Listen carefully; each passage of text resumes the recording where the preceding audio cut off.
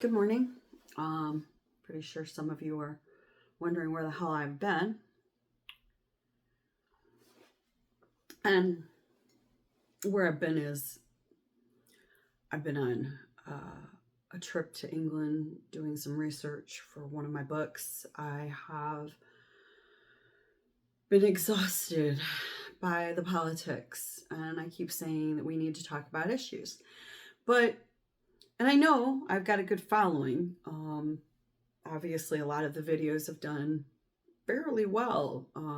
Although my subscribers, my dedicated folks, you guys are probably mostly what I've always called my peanut gallery. At a certain point in time, I had about 2,600 plus Facebook friends, and I knew every single one of them in person. So I suspect a good portion of my actual subscribers are people that actually know me in person. And you're the ones I'm usually talking to. You're the peanut gallery. You're the people that I wish I could have gotten through to 9 years ago. Right? And after 9 years of week in, week out, rallies to feed some tiny penis's ego, it's exhausting. Aren't you exhausted? And I thought, I need a break. Because all of a sudden, we had a female candidate.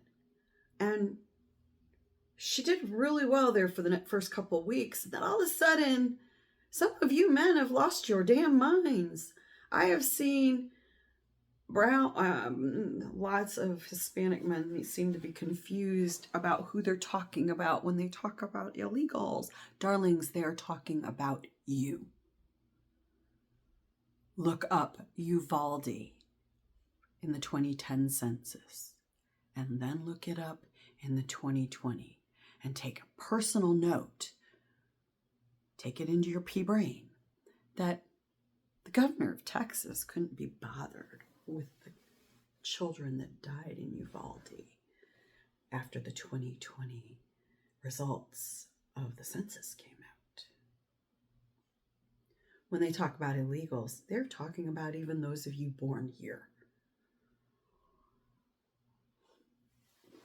And they even say so in Project 2025. They want to take away the right to natural born citizenship. But we're not talking about that, are we? No, we're talking about you don't want to vote for a woman. You're more afraid of tits and ass than a guy that wants to take your citizenship away from you because your mommy or your great-grandmommy or your great-great-grandmommy or daddy was technically born in Texas, but when it was Mexico. Sounds wunderbar. And it's exhausting to listen to black men. Sorry, guys. I got a lot of friends that are black engineers because, minority groups tend to kind of cluster together a little bit. Why in the ever-loving shit would you vote for a guy who point blank hates black men and has never hidden it? Not from when he rents properties out to when he took out ads against 5 innocent young men so that he could taint the all-white jury pool. Those men are still arguing with him because he made a false claim that they were guilty just recently. Why would you vote for the plantation owner who wants to put his boot on your neck and make it legal for you to be strung up from a tree again? I mean, that's the great again they're talking about. Because otherwise, we are the greatest nation in the world, fellas. We are the greatest country in the world. And don't get me wrong, I love my friends from Germany. I love Germany, and I love Europe, and I love England, and I love France, and I love all my friends from there. But as Americans, we have to love our country. And you let somebody consistently say, we need to be great again, like insinuating that we're nothing now.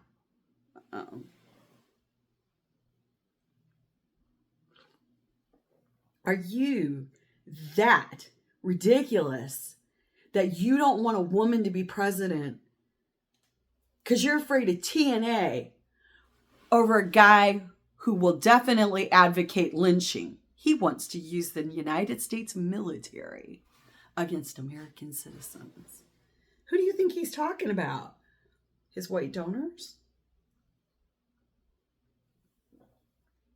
Really? And then, ladies,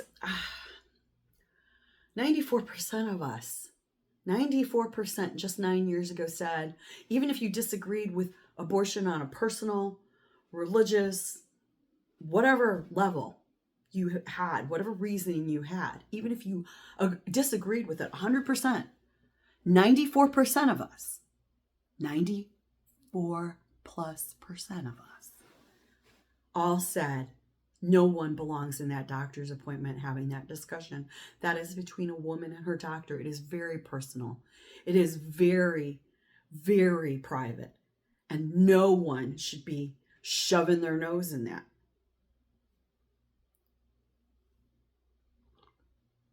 Nine years later, 47% of you now say that, oh, well, the governor of a state, the president of the United States, your senator, your attorney general, your sheriff, his deputy, police officers, all of those men should be standing behind you in your doctor's appointment, breathing down your neck and staring your doctor in the eye and telling him you can't have those conversations.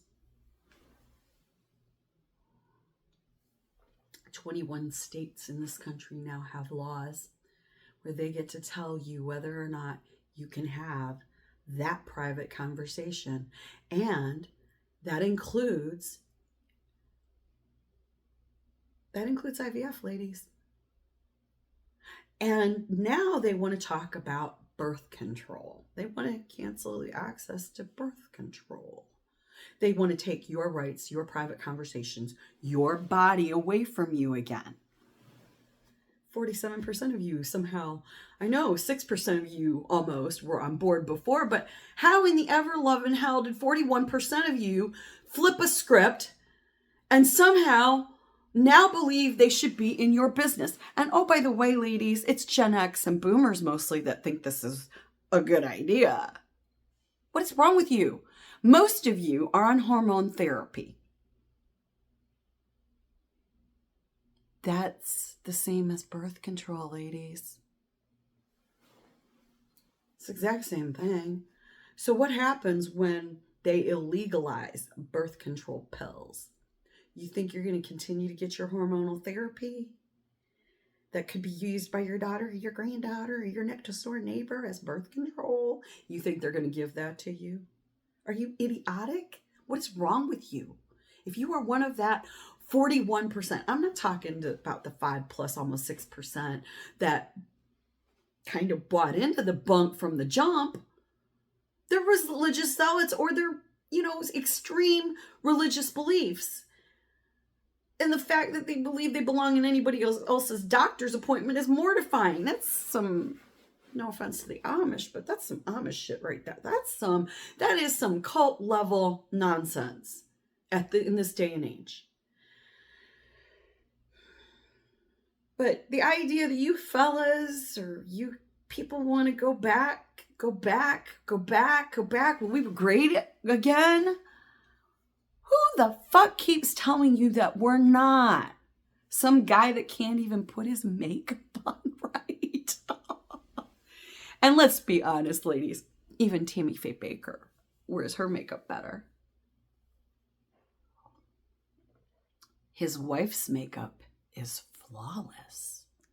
He can't pay his wife's makeup artist to do it. I mean, hers matches her skin perfectionally. It's subtle. It's attractive.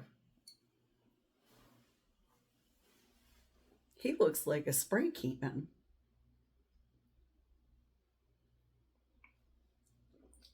He looks like graffiti.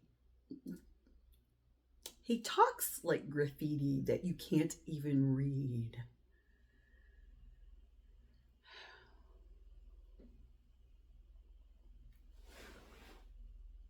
That's our 10 today. Tune in tomorrow when we talk about colonoscopies.